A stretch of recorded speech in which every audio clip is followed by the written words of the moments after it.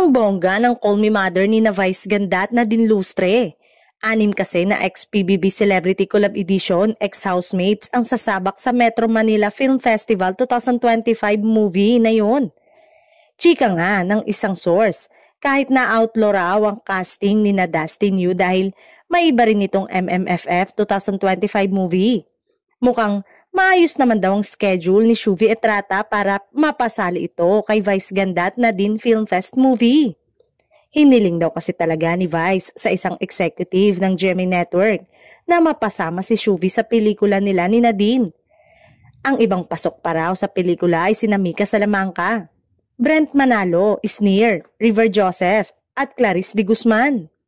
Si Clarice nga raw ay inayos na mabuti ang schedule dahil marami ring ganap pero ayaw raw ni Vice Ganda na mawala ito sa cast ng Call Me Mother.